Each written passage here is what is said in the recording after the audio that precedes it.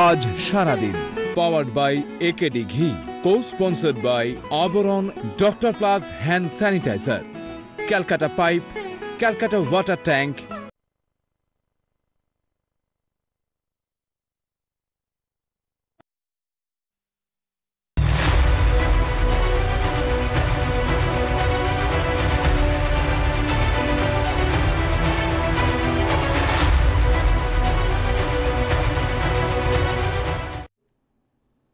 নমস্কার, আপনাদের সকলকে স্বাগত জানিয়ে শুরু করছি আমাদের আজকের রাত সারাদিন। নাম বালাই ষাট। হ্যাঁ, বালাই ষাট বললে আমাদের ছোটবেলায় মায়েদের কথা মনে পড়ে যায়। দুম করে কোথাও পড়ে গেলে ফু দিয়ে বালাই ষাট বলে আদর করে দিতেন। তবে এ বালাই ষাট সে বালাই ষাট নয়। এ বালাই ষাট ওই 60 অর্থাৎ 60, বালাই 60 বললে বিষয়টা অনেকটা পরিষ্কার হবে। কেন 60-এ গিয়ে আমরা বালাই বলছি? 60 বড় বালাই এখানে কেন? তার কারণ এই 60 বছর পর আপনি সিনিয়র সিটিজেন। এই 60 বছর পর আপনি আপনার কর্ম থেকে অবসর গ্রহণ করবেন। এই 60 বছর পর আপনি বাসে উঠলে কোনো ব্যক্তি আপনাকে দেখে তার আসনটি আপনার জন্য ছেড়ে দেবেন। এই 60-এ আপনি যখন পৌঁছবেন, আপনার মনের কোণায় কোথাও একটা প্রশ্ন জাগবে, যাক 60 অবধি চলে এসেছি, এরপর আমি যা খেলবো পুরোটাই এক্সট্রা টাইম। অর্থাৎ যে 60 বছর থেকে মানুষের জীবনের এক্সট্রা টাইম খেলা হয়, যে 60 বছর মানুষের জীবনের অবসর জীবনের সূচনা হয়, যদি ঠিক সেই 60 বছর বয়সে কোনো ব্যক্তি চাকরি পায়, কেমন লাগবে? একটু অবাক হবেন তো? একটু না, অনেকটা অবাক হওয়ার মতন জায়গা রয়েছে এই ক্ষেত্রে। তার কারণ চাকরি দুর্নীতিতে যখন এই রাজ্য জেরবার, যখন একের পর এক তথ্য আমাদের সামনে আসছে, যা দেখে আমাদের চক্ষু চরক গাছে উঠছে এবং সেই চক্ষু আর নিচে নামছে না, এরকম একটি সময় আবার একটি তথ্য আমাদের কাছে এসে পৌঁছলো। কি না, হুগলির শিক্ষা সংসদ তারা 66 জনকে চাকরি দিয়েছে। বাহ, বেশ ভালো খবর। শিক্ষকের চাকরি কেউ পাচ্ছে না, তাও তো হুগলি দিল। কিন্তু কাদের? এই 66 জনেরই বয়স 60 পেরিয়ে গেছে। অর্থাৎ অবসরের বয়স হয়ে যাওয়ার পর তারা নিয়োগপত্র হাতে পেয়েছেন। যে 66 জনের চাকরি হয়েছে বা নিয়োগ দেওয়া হয়েছে, সেই 66 জনের মধ্যে 4 জন আবার ইহলোক ত্যাগ করে পরলোকে গমন করেছেন বহুদিন আগে। তার ঘরেও পৌঁছেছে নিয়োগপত্র, অর্থাৎ অ্যাপয়েন্টমেন্ট লেটার। শিক্ষকতার চাকরি করতে পারবেন কি তারা? কি তথ্য, আসুন দেখে নিই আমাদের প্রথম প্রতিবেদনটি।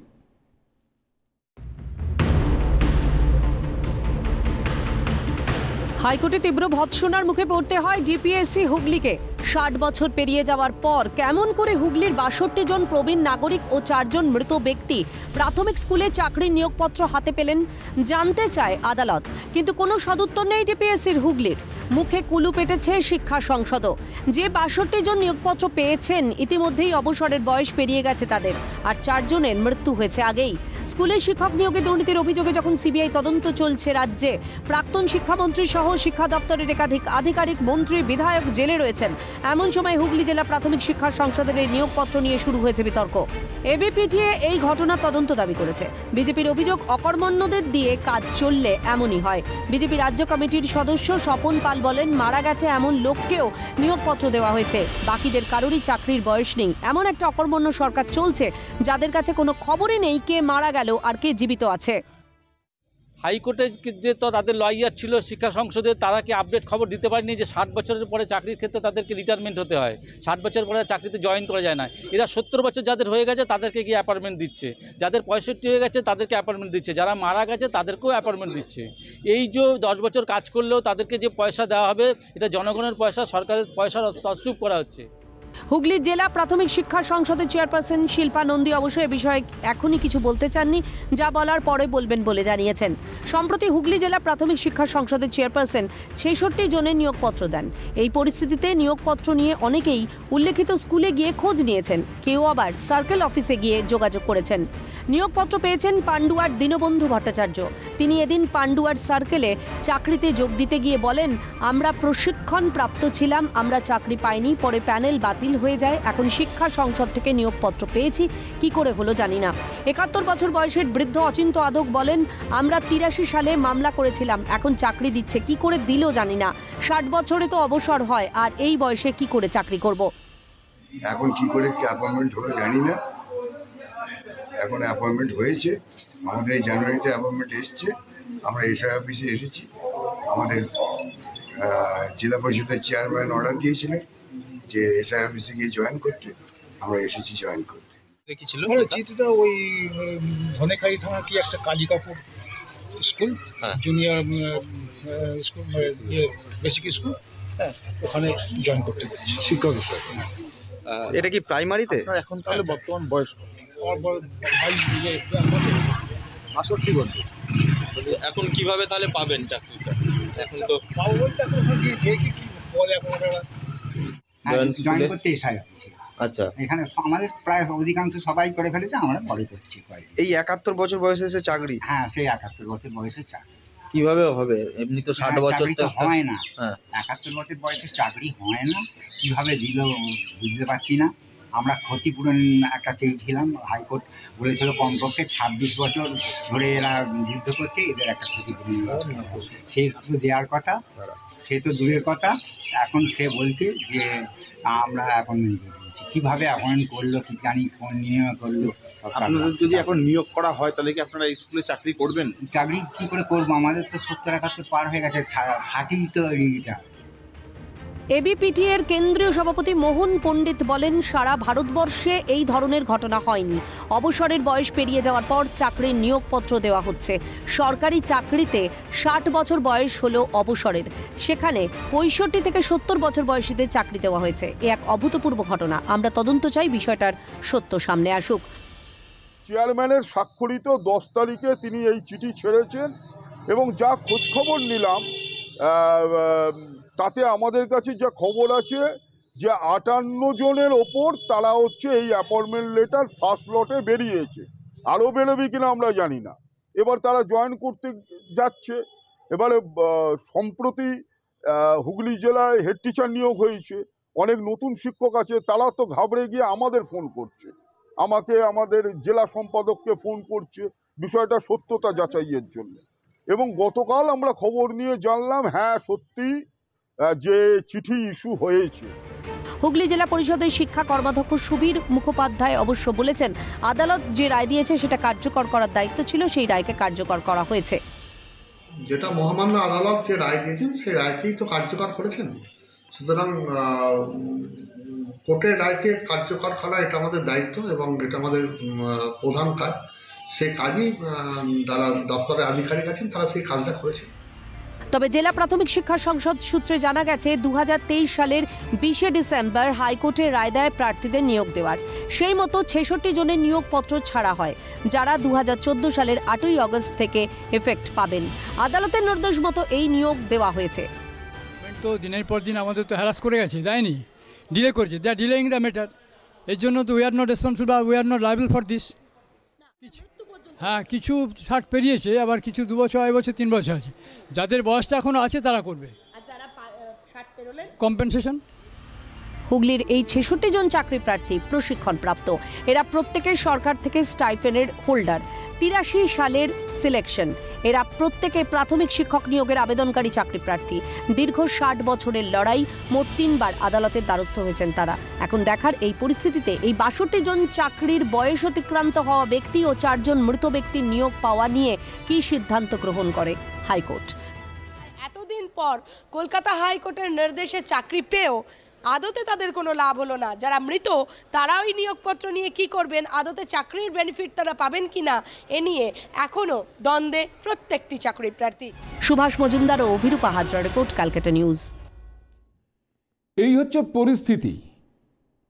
যে রাজ্যে তরুণরা ধর্ণা দেয় মাঠে ঘাটে, আর ওরাও কি চাকরি পাবে পৌঁছে গেলে 60-এ? এই প্রশ্ন যখন জলজল হচ্ছে, তখন জীবিতরা প্রতিবাদ করছে আর মৃতরা চাকরি পাচ্ছে। এ হেন রাজ্য এর আগে কখনো দেখেছেন কি? এমন ঘটনা কখনো শুনেছেন কি? এ বাংলা ছাড়া, এ হতচ্ছাড়া বাংলার এই ছবি আপনারা কিভাবে দেখছেন একটু শুনি। নমস্কার, কে রয়েছেন টেলিফোনে? হ্যালো। হ্যালো, হ্যাঁ, কে বলছেন? আব্দুর রকিব শেখ। বলুন। পূর্ব বর্ধমান মন্তেশ্বর সোনাডাঙ্গা। বলুন, শুনতে পেয়েছি। আচ্ছা, ঠান্ডা খুব পড়েছে নাকি? না না, বলছিলাম যে এই যে বালাই ষাট, এই বাংলার কি বলবো, বলার মতো তো আমার ভাষায় আর নেই। তাহলে ঘুমিয়ে পড়ুন। বুঝতে পেরেছেন? হ্যাঁ, না না, ঘুমিয়ে পড়ুন মানে বলুন। এরপরে 80 বছরে নিয়োগ দেবে, 90 বছরে নিয়োগ দেবে, 100 বছরে নিয়োগ দেবে। হ্যাঁ, আর যারা চাকরি প্রার্থী তারা রাস্তাঘাটে বসেই থাকবে, তাদের চাকরি কোনোদিনই হবে না। ওদেরও পেরোক, ওদের 60-এর কাছাকাছি যাক বা 60 পেরোক, তবে না চাকরি পাবে। লড়াই এত কমে, লড়াই কম বয়সে লড়াই করলে হবে? একটু বেশি বয়স ধরে লড়াই করতে হবে। এটাই ট্রেন্ড সেট হচ্ছে মশাই। বাংলা আজকে যা ভাবে, গোটা ভারতবর্ষ কালকে তা ভাবে, আর গোটা পৃথিবী পরশুদিন তা ভাবে। এই যে বক্তব্যটি যিনি বলে গিয়েছিলেন, তিনি আজ কোথায় আমি জানি না। থাকলে আমি আজকে একটু তাকে জিজ্ঞাসা করতাম যে কি দেখে আপনি মন্তব্য করেছেন, একটু বলুন। কারণ আপনার সময় কি ছিল সে তো আমি আর জানি না। আজকে যা দেখতে পাচ্ছি তাতে কি সত্যিই এই মন্তব্য করা যায়? নমস্কার, কে রয়েছেন টেলিফোনে? হ্যাঁ, আমি সন্দেশখালী থেকে বলছি। নমস্কার দাদা। সন্দেশখালী? হ্যাঁ। এই সর্বনাশ, এই নাম শুনলেই তো এখন ভয়ে কেমন বুকটা ধুকপুক ধুকপুক ধুকপুক ধুকপুক করে। তা বাঘটাক বেরিয়েছে নাকি? যাই হোক, আমি নামটা বলছি না। না না, নাম বলতে হবে না। বাপরে, সন্দেশখালী নাম বললে যথেষ্ট। পুরো গ্রাম খালি করে দেয় ওই সন্দেশখালীর নাম শুনলে, বুকটুক খালি হয়ে যায় মশাই। আজকে তো বাঘ দেখা গেল, জিয়ারউদ্দিন মোল্লাকে তো আজকে দেখা গেল। আচ্ছা, গেছে একটা বাঘ। আর আসল বাঘ? আসল বাঘকে দেখা যায়নি। যাচ্ছে না? লোকাল থানা যেহেতু এখন দায়িত্ব নেই, এখন আস্তে আস্তে সব বাঘকেই দেখা যাবে। যাই হোক, আজকে আমি আসল টপিকে আসি। আচ্ছা, বেশ। এই টপিকটা আমি তুলেছিলাম আগের প্রোগ্রামে, আজকে সেইটা আলোচনা হচ্ছে, আমার খুব ভালো লাগছে। তো যাই হোক, 83 সালের এটা কোর্টের রায়, যেহেতু 83 সালের ঘটনা একটা, তো সরকার তো একটাই কথা তো বলতে পারতো, তো ডিভিশন বেঞ্চে যেতে পারতো। সরকার তো কোনো ইচ্ছাই দেখালো না। সরকার একটাই ইচ্ছা দেখালো যে তাদেরকে নিয়োগপত্র দেওয়া হবে। আর যারা ওই ধর্মতলায় বসে আজকে দিনের পর দিন মাথা কামাচ্ছে, পিঠে মারছে, খাওয়া হচ্ছে না, তাদের জন্য যদি স্বইচ্ছাটা মানে দেখাতো সরকার, আমরা ধন্য হতাম। তাহলে কি প্রশ্ন ভাই এটা যে সরকার খুব জেনে বুঝে এই নিয়োগপত্রগুলো দিয়েছে নাকি অজান্তে দিয়েছে? প্রশ্নটাই না না না না না না, প্রশ্নটা এটাই যে এটা সমস্তটাই জেনে শুনে দিয়েছে, যে আমাদের ইচ্ছা আছে, দেখুন আমরা 60 বছর হলেও লোককে চাকরি দিই, আর 60 বছর হলেও আমরা পুরনো রেখে দিই, পুরনো এটা মানে ওই সাপও মরবে লাঠিও মরবে, ভাঙবে না, এরকম টাইপের নাকি? একদম একদম। মানে আমি বলবো যে আমি নিয়োগ দিয়েছি, কিন্তু যাদের নিয়োগ দিয়েছি তাদের কোনো মাইনেও দিতে হবে না। মানে নিয়োগপত্র একদিকে দেবো, আর একদিক দিয়ে আমি আবার রিটায়ারমেন্টের চিঠিও ধরিয়ে দেবো। আর এবারে একটুখানি আমি সন্দেশখালী নিয়ে বলি, একটু সময় দেবেন? বলুন বলুন বলুন বলুন। সন্দেশখালীতে যেহেতু আমারও মনে হচ্ছে যে ইডিরও কি স্বইচ্ছা আছে দাদা, আমার কিন্তু মনে প্রশ্ন লাগছে। আচ্ছা, কেন প্রশ্নটা লাগছে? যে সরকারের পুলিশ 14 দিন টাইম লাগিয়ে দিল, কাউকে ধরলো না, একবারও রেড করলো না, কিচ্ছু করলো না। আর কোর্টের রায় হয়ে যাওয়ার পরেও 2 দিন কেটে গেল, এখনো পর্যন্ত সিবিআই কি ইডি সিট গঠন করলো না। তো আমারও তো এই মনে প্রশ্নটা, আমার কেন এবার মনে প্রশ্নটা হচ্ছে যে ইডিও কি স্বইচ্ছা দেখাচ্ছে সেই বাঘ ফাঘ গুলো ধরার জন্য, যেহেতু লোকাল থানা এখন দায়িত্বে নেই, মানে ইডিও কি বাঘে ভয় পাচ্ছে? প্রশ্নটা এটা। আমার প্রশ্ন এটাই। আমারও তো মনে হয় আজকের কি জিয়াসউদ্দিন মোল্লাকে দেখা যাচ্ছে সে টিভির সামনে বক্তৃতা দিচ্ছে, দুদিন পরে আসল বাঘকেও দেখা যাবে। তো এইগুলো টোটালটা আমাদের এই বাংলাতে কি হচ্ছে সেটা আমাদের মানে বোঝা খুব মুশকিল দাদা। ওই আগে সার্কাস হতো দেখেছেন কখনো? এখন মাঝে মধ্যে দেখা যায়, খুব কম। এখনো দেখা যায় সার্কাস, সেই সার্কাসে দেখলে কিছু বোঝা যায়, এই সার্কাসে তো কিছুই বোঝা যাচ্ছে না। খুব মুশকিল দাদা। ধন্যবাদ ধন্যবাদ ধন্যবাদ। এই সার্কাসে কিছু বোঝা যাচ্ছে না, কি মানে কি অবস্থা বুঝুন তাহলে। মানে বাংলা জুড়ে এক অদ্ভুত সার্কাস চলছে, ভানুমতির খেল। মানে কে কখন কি বলছে, কে কখন কি করছে, কখন কি ঘটছে কেউ জানে না আর কি।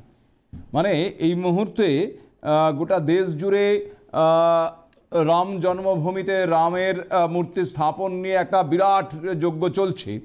তো স্বয়ং রাম যদি এমুখ হতেন, আমি হলফ করে বলতে পারি ওই আগাম বুঝতে পেরেই এই বাংলা মুখও কখনো হতে চাইতেন না।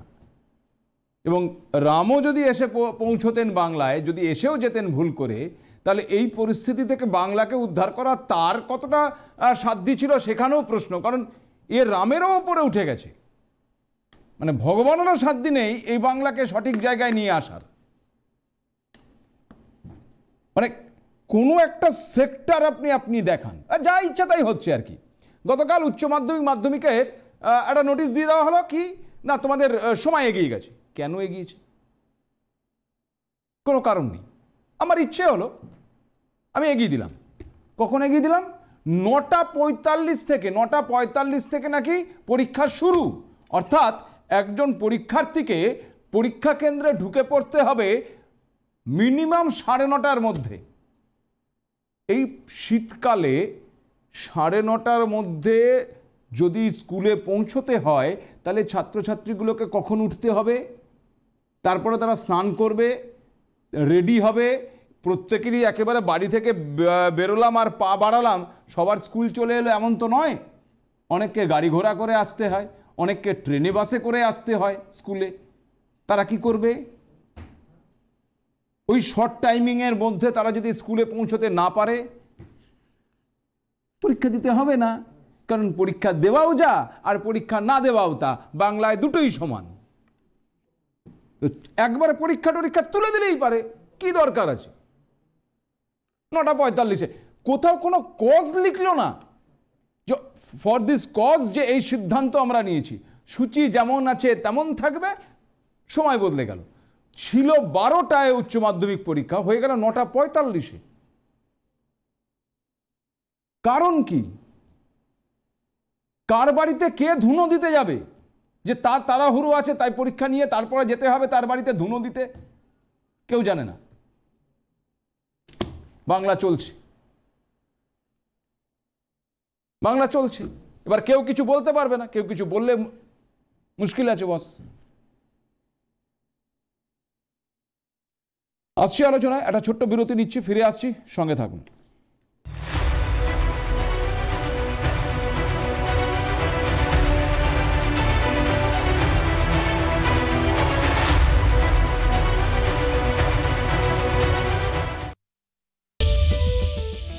আজ সারাদিন powered by AKD ghee, co sponsored by Abaran doctor plus hand sanitiser, Calcutta pipe, Calcutta water tank. আজ সারাদিন powered by AKD ghee, co sponsored by Abaran doctor plus hand sanitiser, Calcutta pipe, Calcutta water tank.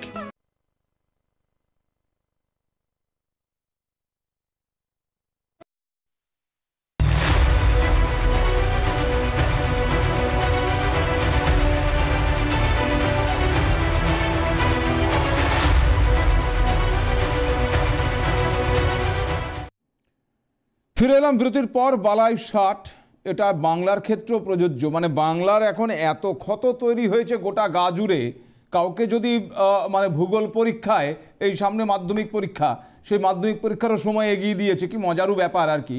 তো ওই ভূগোল পরীক্ষায় কেউ দয়া করে ম্যাপ পয়েন্টিংয়ে পশ্চিমবঙ্গের ম্যাপ আঁকতে দেবেন না। কি জানি কোনো ছাত্র কিংবা ছাত্রী যদি রক্তাক্ত পশ্চিমবঙ্গের ছবি এঁকে দেয়, কিংবা এমন একটা পশ্চিমবঙ্গের ছবি আঁকলো যার তোবড়ানো গাল, ভেঙে যাওয়া বুক, মুখে নাই সুখ, তাহলে কেমন হবে? সুতরাং যারা কোশ্চেন পেপার সেট করছেন তাদের কাছে আবেদন যে ভূগোল পরীক্ষায় কোথাও কোনো পশ্চিমবঙ্গের ম্যাপ কোনো ছাত্রছাত্রীকে আঁকতে দেবেন না, রিস্ক আছে, তাতে সতর্কীকরণ করা হলো। নমস্কার, কে রয়েছেন টেলিফোনে? নমস্কার ভাস্কর দা, চন্দননগর থেকে বলছি, জয়ন্ত চক্রবর্তী। বলুন জয়ন্তবাবু। বিষয়টা হচ্ছে বালাই ষাট, এটা একটা গানের লাইন বলে শুরু করি। কতই রঙ্গ দেখি দুনিয়ায়, দুনিয়ায় না বঙ্গে বলুন। ও ভাই কতই রঙ্গ দেখি দুনিয়ায়, আমি যেই দিকেতে চাই দেখে অবাক বনে যাই, আমি অর্থ খুঁজে নাই কোনো পাই রে। বাংলায় গিয়ে আপনারা তো দেখাচ্ছেন উল্টো ছবি। আপনি অনুষ্ঠান করেছিলেন 2011 সালে এসএসসি পরীক্ষায় প্রথম হয়েছে একজন মহিলা। 2023 সালে তার ডাক পড়েছিল, মানে ইয়েতে কি বলে 2023 সালে তার ডাক পড়েছিল ইয়েতে ইন্টারভিউতে নয়, মানে যাচাইয়ের জন্যে। কিন্তু তাকে শটাং বলে দেওয়া হলো যে আপনার বয়স পেরিয়ে গেছে, আপনার আর চাকরি হবে না। সেদিন আপনি প্রচন্ড রেগেও গিয়েছিলেন এবং বলছিলেন যে কি ভাষায় বলবো আমিও ঠিক বুঝে উঠতে পারছি না, তো টিভি চ্যানেল, গালাগাল তো আর দেওয়া যায় না।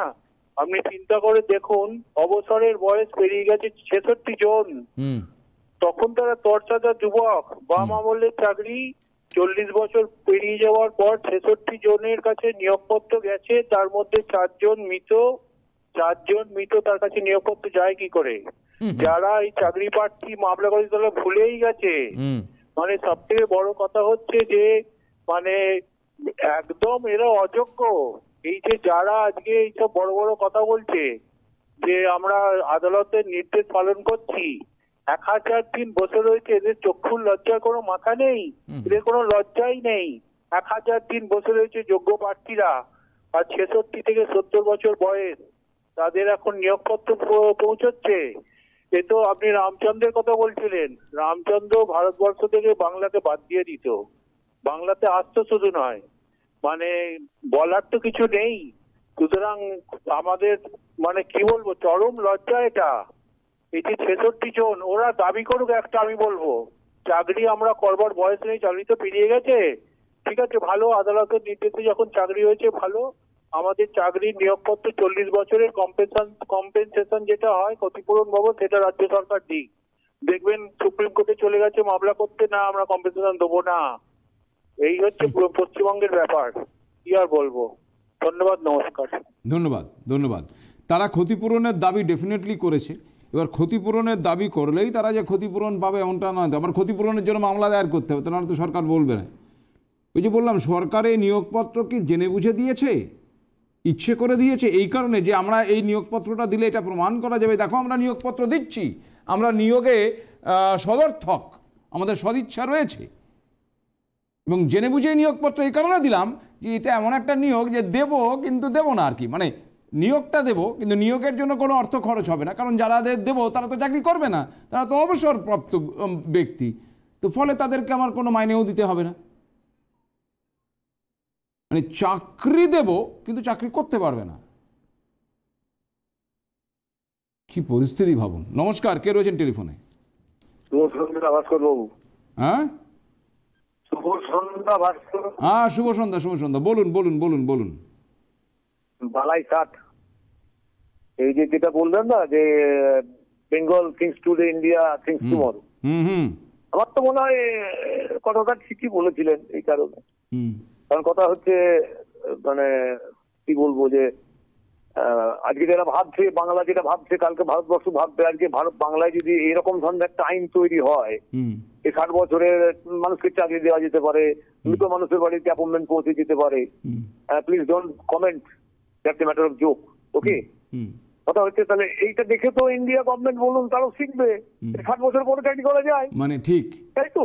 ঠিক, একদম ঠিক। আপনি বিমল বাবু বলছেন কি? হ্যাঁ বিমল দত্ত বলছি আমি। বেশ, দাদা বেশ। আমি কথাটা হচ্ছে যে বাস্তব কথা বলতে আমি ভয় পাই না কোনো সময়।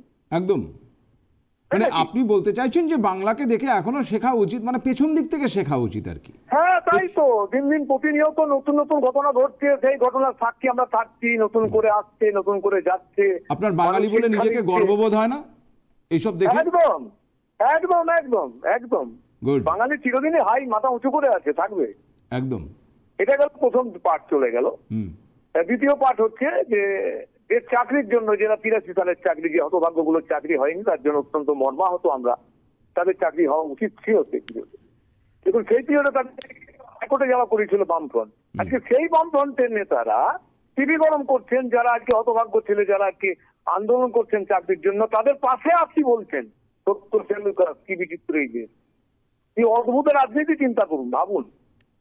নাম্বার 3, আজকে শাহজাহানকে খুঁজে পাওয়া যাচ্ছে।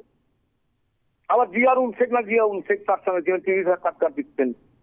আমরা তো কোথাও যাইনি, এখানে আছি খুঁজে পাচ্ছে না। অথচ পুলিশের হাত থেকে দায়িত্ব কেড়ে নেওয়া হলো, তারপর সেখান থেকে দায়িত্ব দেওয়া হলো 36।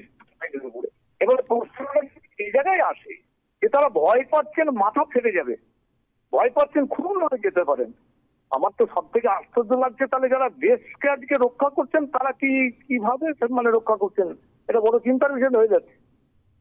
একটা অপরাধীকে ধরার জন্য, আমার কথা হচ্ছে দল করুক না করুক, দলের মধ্যে থাকুক আর মধ্যমণি হোক না কেন, প্রশ্নটা হচ্ছে অন্যায় করেছে, মানে যাকে মারা হয়েছে আইন লঙ্ঘন করেছে, আইনের ওপর হস্তক্ষেপ করেছে, এটা গরিব অপরাধ, যেটা ভারতবর্ষের সাংবিধানিক যে আমাদের যে আইন আছে, তাকে ধরার জন্য এত গরিমসি কেন? এটাকে ধরার প্রয়োজন আছে বলে মনে করছি। আপনি ভাববেন না যে আমি তৃণমূলের বাইরে গিয়ে বিজেপির পক্ষে কথা বলছি, তা নয়। আমার কথা দল করছি, ঠিক আছে, দলের মধ্যে কি সকলেই করাচ্ছে তা নিশ্চয় নয়। মানুষ আছে তারা আছেন, তাদের আদর্শে বলে গেছে। এই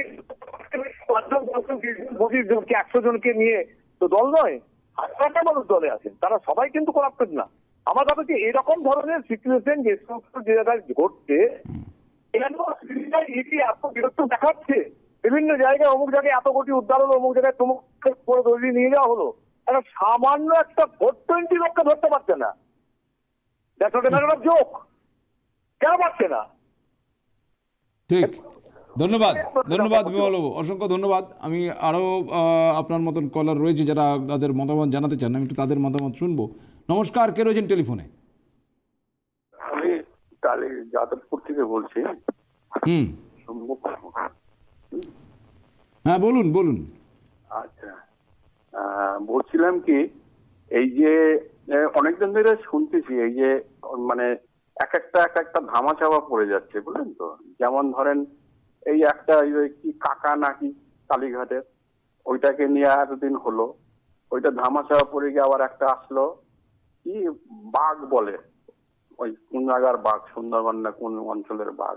কিন্তু এই যে পাবলিক যে ওকে যে বাঘ উপজেগুলো দিচ্ছে না, আমি তো মনে করি এই পাগলের মতো কথাবার্তাটা বলাটাই ভুল। এটা বিড়ালের বাচ্চাকে বলছে বাঘ। শুনতে পাচ্ছেন তো? হ্যাঁ শুনতে পাচ্ছি। হ্যাঁ, এই যে বিড়ালের বাচ্চা। আর একটা কথা বলছি আমি, মানে আমাদের পশ্চিমবাংলার কথাই বলছি। এখন যা পরিস্থিতি না, আমি একটা হিন্দি সিনেমা দেখেছিলাম নিউ দিল্লি বলে ছোটবেলায়, জানেন তো। যদি ধরেন আমার কাছে আমাকে কোনো ক্ষমতা যদি দিত না, কিছু করতো না, আমি এই যে নিউ দিল্লিতে যে লাইফ হিস্ট্রিটা যে দেখেছি না, ঠিক সেইভাবে আমি অ্যাকশন নিতাম। বুঝতে পারছেন তো? আমি আর কথা বলতে যাচ্ছি না, মানে আমি কথা এই যে দুর্নীতির আমি বহুদিন ধরে শুনতেছি, আমি লাইন পাচ্ছিলাম না, তাই কথাগুলো বলতে পারছি না। এক একটা লোক কথা বলছে ফোনে, এক একটা চ্যানেলে আপনার এই যে ধরেন এই পার্টির লোকগুলো নিয়ে আসতেছে, এই যে তৃণমূলের বলেন, এই বিজেপির বলেন, এক একটা চ্যানেলে নিয়ে আসতেছে। আমি চ্যানেলের নাম বলছি না। কি বলেন তো, মানে একটা মানে যারা সাংবাদিকরা যে এই যে প্রোগ্রাম গুলো করছে না, মানে এই যে তাদের যে উত্তরগুলো দিচ্ছে এক একটা নেতা নেত্রীরা, বললেন তো, মানে এমন কথা বলছে না, আমরা সাধারণ মানুষ আমাদের মাথাগুলো না বিগড়ে যাচ্ছে। কিরকম ধরেন আমার মতো যদি লোক হয়, মানে কি বলবো, মানে 303 একজন একটা কপালের উপরে চালিয়ে দিতাম। মানে এত একটা সত্যিকে মিথ্যা মিথ্যা বলছে, সত্যিকে মিথ্যা বানাচ্ছে, বুঝলেন তো? ও যদি মানে কথাগুলো এমন ভাবে ঘুরিয়ে নিচ্ছে, এরা কি কি আপনার নেতা, এরা কি মন্ত্রী, আমার মাথায় কোনো কাজ করছে না, আমার মাথায় কোনো কাজ করছে না। আমি এতগুলো টাকা দিয়ে একটা চ্যানেল দেখি, খবর দেখি, দেশ বিদেশের খবর জানতে চাই, দেশের কি পরিস্থিতি সেটা জানতে চাই, শুনতে চাই।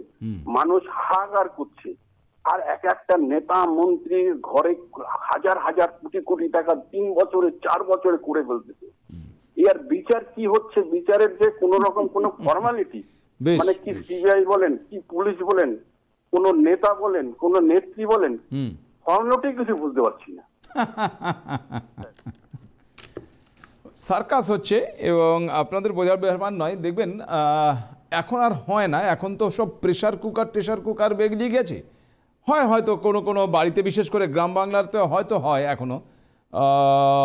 আগে ডাল রান্না করার পর একটা ডালের কাটা বলে একটা বিষয় হতো, মানে ডাল রান্না করার পর ডালটা সেদ্ধ হলো কি হলো না, জলের মানে ডালটা যাতে ভালো করে মিশে যায় তার জন্য একটা কাঁটা দিয়ে এরকম করে ঘেঁটে দেওয়া হতো গোটা ডালটাকে।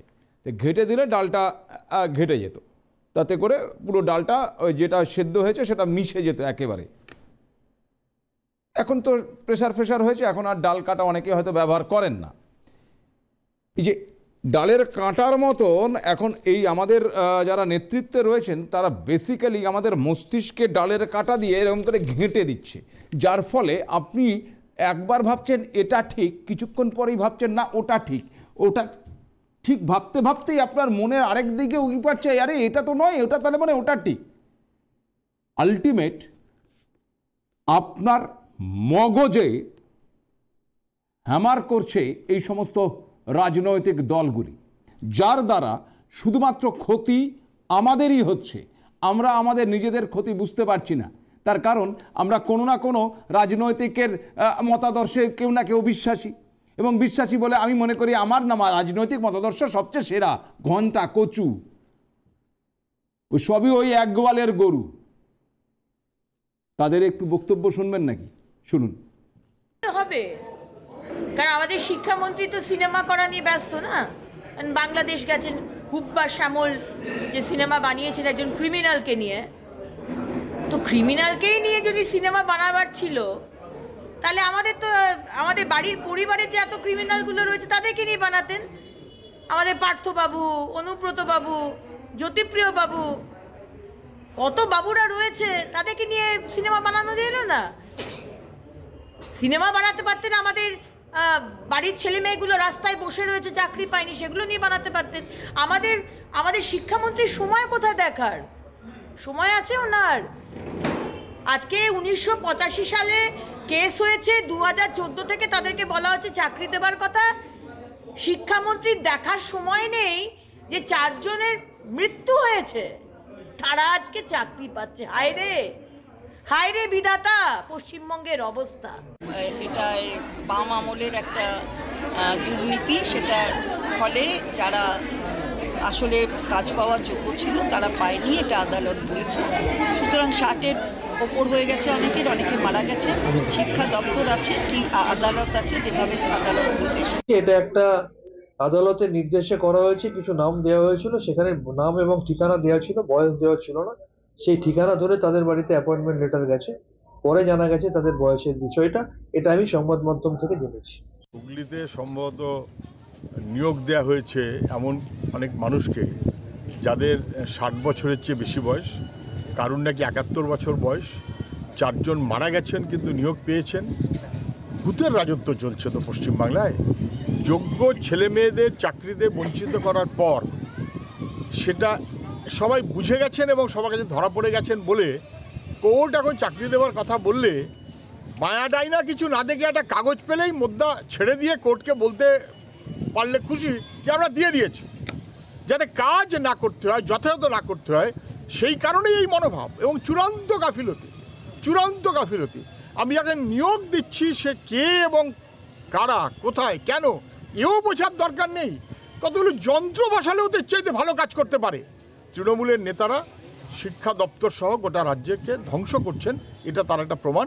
মৃত মানুষের চাকরি, আর যোগ্য মানুষ তিনি রাস্তায় বসে আছেন পরীক্ষা দিয়ে পাশ করে, তার চাকরি নেই। বামেরা তো নাটক করছে, বামেরা তো তৃণমূলের মাস্টারমশাই, তৃণমূলকে তো বামেরাই শিখিয়েছে কি করতে হবে। এই যে ভোট দিতে না দেয়া কার কাছ থেকে এসেছে?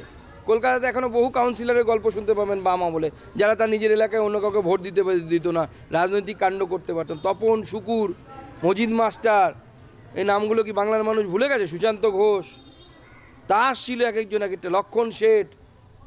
এমনকি আমরা বলছি না, কেরলের প্রাক্তন কমরেড আবদুল্লাহ কুট্টি তিনি বলছেন যে বিনারাই বিজয়নরা বলতেন যে বডি কীভাবে লোপাট করতে হয় বাংলার কমরেডদের কাছ থেকে শিখতে হবে, বস্তায় ভরে বডি দিয়ে লবণ দিয়ে পুঁতে দিতে হয় নদীর চরে।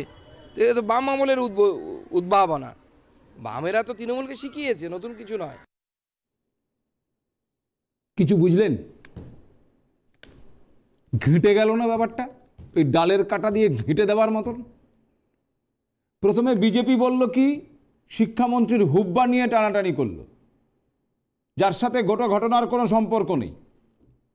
আচ্ছা বেশ, হুব্বা গেল, হুব্বার পর তৃণমূল এলো। তৃণমূল বলল কি, যে না, গোটা ব্যাপারটাই আদালতের কারণে হয়েছে, আদালত যা যা বলেছে আমরা তাই তাই তাই তাই তাই তাই করেছি। তাহলে তোমার কি চোখে ঠুলি পড়েছিল? তোমরা দেখলে না কি হলো কি হলো না? তাতে নাকি বয়সই ছিল না, শুধুমাত্র নাম ছিল আর ঠিকানা ছিল, তাই নাম ঠিকানায় চলে গেছে নাকি?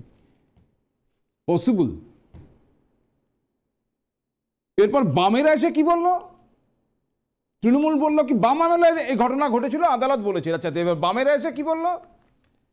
বামেরা এসে বললো না একবারও যেটা আমাদের আমলে ঘটেছে, যদি বর্তমান সরকারের আমলে নিয়োগ না পেয়ে চাকরি প্রার্থীরা বসে আছে এমনটা নয়, আমাদের আমলেও ঘটেছিল। তখন এরকম সংবাদ মাধ্যম ছিল না, তারা রাস্তায় বসেনি, তাই আলোচনাটা বিষয়টা উত্থাপন হয়নি। আমাদের সময়তেও হয়েছিল, সংখ্যায় কম হলেও হয়েছিল, এবং তার উদাহরণ আজকে ধরা পড়লো। স্বীকার করলো না, তারা পরিষ্কার বলে দিলেন কি, যে না, এনারা কি দেখতেই পারেন না, মানে কাকে দিচ্ছেন? 60 বছরের একজনকে দিয়ে দিলেন, মৃত ব্যক্তিকে দিয়ে দিলেন। আরে এদের তো 60 বছর হলো আপনাদের আমল থেকে, জন্মেই তো 60 বছর হয়ে যায়নি। তারপর আবার কি এলো না, বামেদের দ্বারাই নাকি শিক্ষিত হচ্ছে তৃণমূল, তার দ্বারাই নাকি এরকম হচ্ছে। পুরো ব্যাপারটা কেমন ঘেঁটে গেল না? কোনো একটা নির্দিষ্ট সুস্পষ্ট কোনো সুরাহা সমাধান কোনো রাজনৈতিক বক্তব্য থেকে পেলেন কি? নমস্কার, কে বলছেন? নমস্কার, ভাস্কর দা, আমি মুর্শিদাবাদ থেকে প্রসেনজিৎ আচার্য বলছি। বলুন প্রসেনজিৎ বাবু। আপনার অনুষ্ঠান খুব ভালোই হয়, আমি বেশ ভালো লাগে কথাগুলো শুনতে। তো আজকে আমি একটা কথা বলতে চাই। আপনি বললেন যে বাংলা আর যা ভাবে কালকে ভারত ভাবে। না না, এটা কেউ বলেছিলেন, আমি কে মশাই? আমি কেউ, প্রণম্য কেউ একজন ব্যক্তি বলেছিলেন কোনো এক কালে। হ্যাঁ, যাই হোক, যে বলেছিল সে যদি আজকে বেঁচে থাকতো তাহলে খুব ভালো হতো, দেখতো যে কি ভাবছে। তো আর একটা কথা বলি, এই যে 60 বছরের চাকরি, যারা আজকে মানে পরীক্ষায় পাস করে বসে আছে চাকরির জন্য, তাদেরকে একটু আশ্বাস দিতে হবে, আত্মবিশ্বাস দিতে হবে যে না, 60 বছর এখনো তো হয়নি, 60 বছর হলে কিন্তু চাকরি পাওয়া যাবে, কখনো কল লেটার আসবে। এটা একটা আত্মবিশ্বাস দিতে হবে ওদেরকে। আর শেষে বলি যে বাত্য বসু সে এখন সিনেমা করছে। না না, সেটা করতেই পারেন, উনি নাট্য ব্যক্তিত্ব, উনি সিনেমা করছেন, করতেই পারেন, সেটা নিয়ে বসে। হ্যাঁ বলুন বলুন। নাটক তো বেশ ভালোই জানে, ঠিক আছে, কারা চাকরি পাবে সমস্ত কিছু সব বলেছে।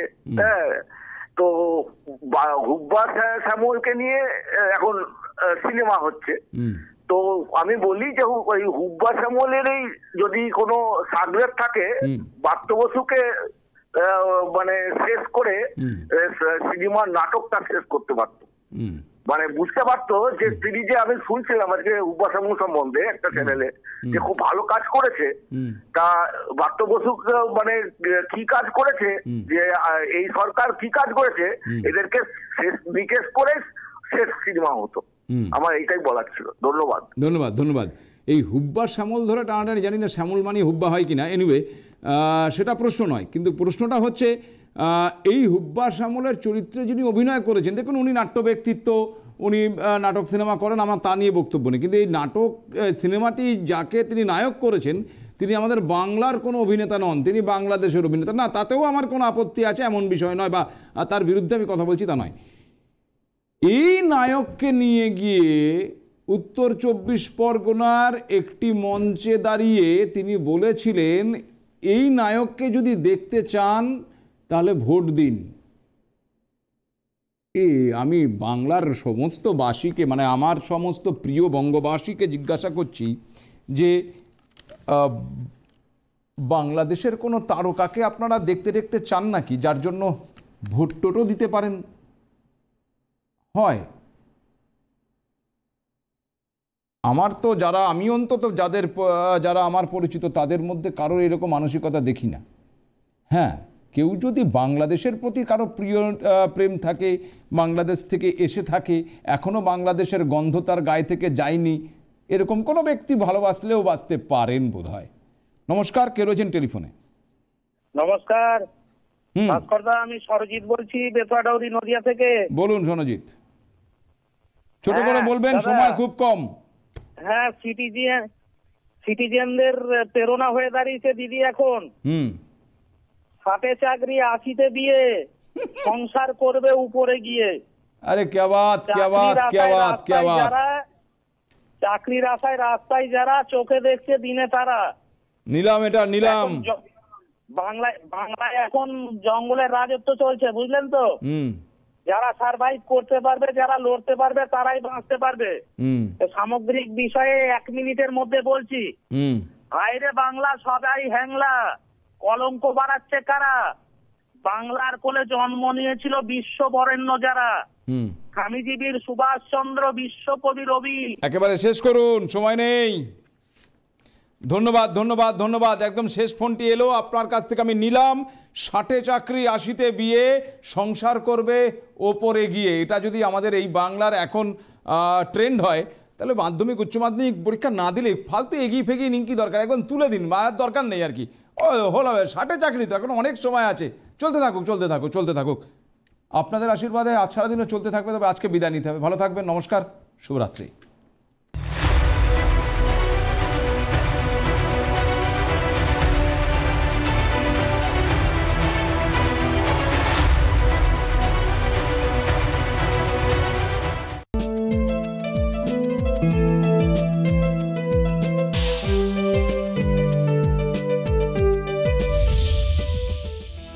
আজ সারাদিন।